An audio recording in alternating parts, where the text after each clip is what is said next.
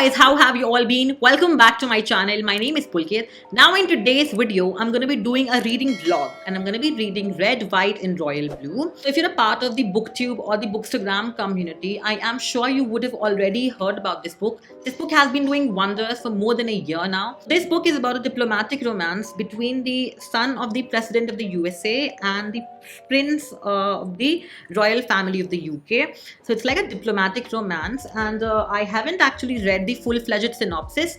I kind of avoid reading full-fledged synopsis now. I just need the basic crux of the story, and I just if I like it, I'm sold. So yeah, that's what I'm going to be reading today. And I've got my journal here and I've got my highlighter here as well. Now, I don't usually annotate my books. However, since I'm working on a contemporary novel of my own, I'm trying to learn the process of writing. I'm trying to learn the process of better sentence formation, better descriptive language. And that's why I'm using highlighters to sort of highlight the sentences that I absolutely like. As mentioned, I've been seeing this book all over the internet. However, I did not pick it up for a variety of reasons. But recently, I watched a video of one of my favorite YouTube creators, Jack Edwards, and he did a video wherein he talked about the books that were viral on TikTok, and this book was a part of that particular video, and I took that as a sign that, you know what, I'm gonna read this. So with this said, let's get straight in the vlog. Okay, so an update here. I read till page number 50 and I'm kind of loving Henry. Although from what I've read, I know more about Alex and less about Henry, but I'm loving Henry. Although that might be because he's British. Okay, so I'm gonna make myself a cup of coffee and I'm gonna continue my reading. Hey guys, I could not read a single word yesterday or day before yesterday. So the last time I read it was Sunday and I'm reading it. Now I'm planning to read a bit of this book today.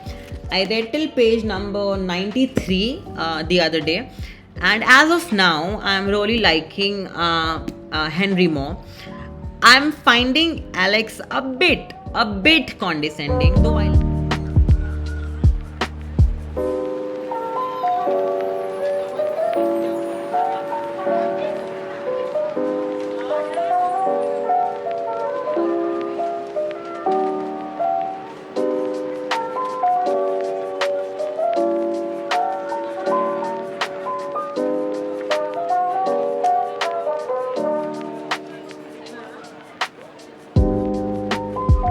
Okay, so now I'm going to be reading like this because I'm way more comfortable lying down and read than sit and read.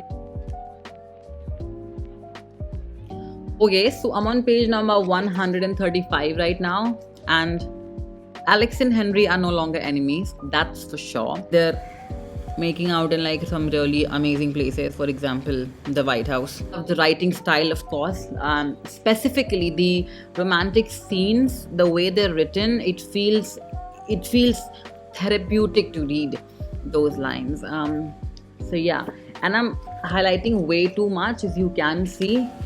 I've been highlighting almost everything, and that is because I'm trying to learn writing. I think Casey McQuiston has done a brilliant job in actually drafting the novel.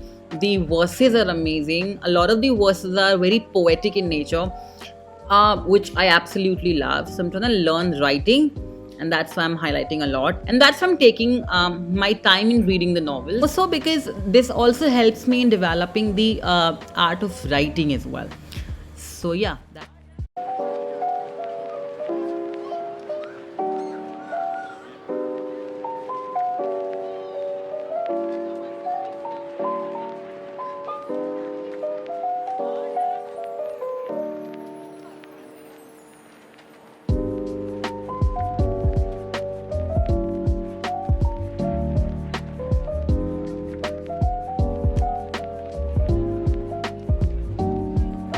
Alright, so I've read till about page 160 right now, and I'm sort of loving the conversation between Alex and Henry, especially at this point of time. They're sharing emails. They're basically having a conversation via emails, And I think the way they're communicating, the language that they're using to communicate is amazing.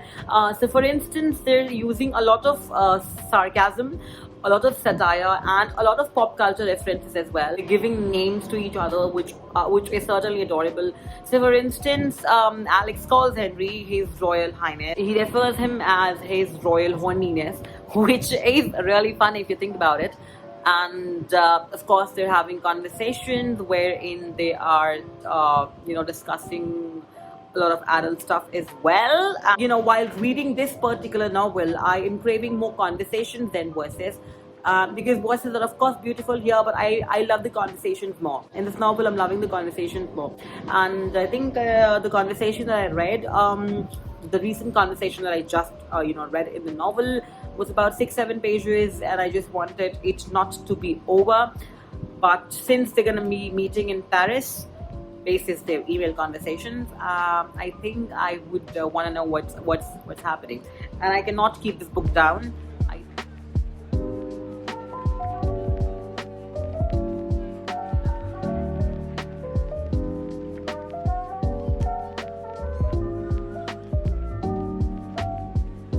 Okay, so I was up all night reading Red, White and Royal Blue, and as of now I am on page number 302. I think I slept at around 2 or 3 in the night.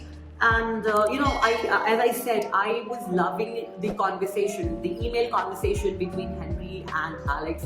And as of now, I'm on page 302, and an email conversation going on between Alex and Henry. So I've heard that this book is a beautiful escapism for people, and I cannot agree more. You would want this world to be a part of your life. You would want somebody to ardently admire you. Like Alex is not afraid of expressing his admiration towards Henry, or how Henry is not at all skeptic in expressing his feelings towards Alex. And I think that is something which is beautiful. That is something which cannot be expressed with words. However, Casey McQuiston has done that with words. For instance, right now Alex has sent an email to Henry wherein he wrote about the things that he absolutely admired about him. Let me read one of the points.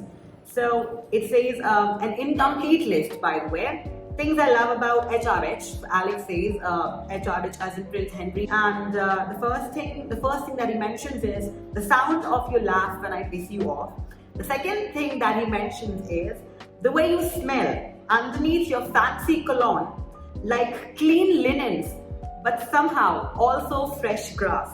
What kind of magic is this? He puts this in brackets. And this is, you chuckle, you smile, you giggle when you read such lines in here, because you want somebody to write these things for you. The time that happens, I think we're gonna have to manage by reading such stuff in the novel here. Fourth point that he mentions is how your hands look when you play piano. So do you see how small things is he mentioning?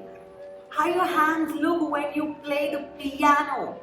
So when he's playing piano, instead of focusing upon the cathartic music, Alex focuses upon Henry's hands while he plays the piano. If that is not romantic, I don't know what is. I wonder what is. And Casey McQuiston has raised the expectations way too much for all of us. So I think we're gonna die single. I love Zara. I love how she keeps Alex in her control.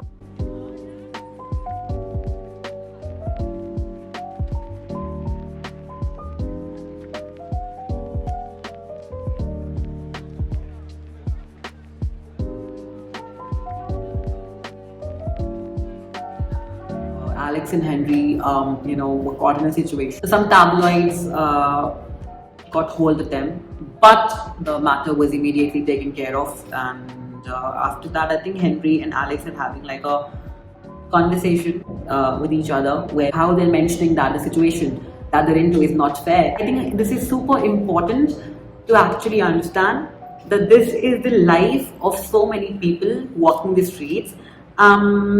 And not everyone is as privileged as Alex and Henry are. Not just in terms of the financial privilege or the stature privilege, but in terms of finding somebody who would understand their privilege. So I'm not just merely talking about the privilege that they have in terms of the money or in terms of the position and the power that they have, but also in terms of having friends that support them. A majority of people who are like Alex and Henry, a majority of people who do not conform to the heterosexual norm, they face this battle almost every day. They face such battles almost every day, and they do not have an Alex or a Henry in their lives to who's gonna tell them that they're gonna be okay. Yeah, we know that the real world is not all candies and fairies and all of that stuff, but this book is, and this book gives you hope. And how Alex could go to war for Henry and beat anybody who talk craps about Henry, but he knows how to be steady when he has to be. He knows how to be calm and composed when he has to be, just for Henry. And that is the kind of privilege I believe everyone should have. So I just completed Red, White and Royal Blue, and this has to be one of the most wholesome novels I have ever read. I simply adore how they had a way with words, both Alex and Henry. From the subject line they chose to the email to how they sort of complimented each other made my heart melt. It's not just the main characters that I absolutely loved, but I also admired all the side characters as well. So be it June, be it Sarah, be it Shan, I loved each one of them. I know the world is not an ideal place, and that is why I tend to go towards fiction, because I know I'm gonna find a place here. I usually tend to like sad books more. Think Platt, think Dickinson. That is the kind of thing that I think. Lana Del Rey. That is the kind of thing that actually matches my aesthetic. That matches how I view art. I'm not romanticizing sadness here. I'm merely stating the fact that that is something that I gravitate towards. And I like to read sad books, and I think that helps with my emotions. It happens rarely that I come across a wholesome novel, a book which gives me hope. This novel does that for me. This novel feels like this should be a reality. People want to fall in love. They should be able to do that without any sort of backlash from the society. It is not a society's place to tell people who should they or who should they not love. If you're wanting to read a book this Pride Month, you're gonna have to read this book. I think this is a must read. Emma Quisten's portrayal of the romance is undoubtedly unparalleled, and she has done a brilliant job in describing the romantic scenes between both of them. So there are lines like, when Alex once says in the novel, Henry's face should be illegal. And Alex continuously throws punches like that. And that is wonderful. And it's not just Alex who does that, it's Henry as well. And I'm not gonna lie, I'm a little biased towards Henry. I loved Henry more as a character. If you want to read something wholesome, if you want to read something which has love, if you want to read something which is really escapism and gives you hope that one day, my dear, somebody might come and make you feel like your face should be illegal, and yeah, that is why you should definitely pick this book up. Okay, so that was all from my end. I hope you enjoyed the video. I hope you loved my thoughts on the novel, and if you have thoughts on the book, let me know in the comment section. How did you feel about it? And since Red, White and Royal Blue is now being turned into a movie, let me know what are your thoughts on that as well. And I will see you in the next video. Till then, bye bye, take care, keep reading.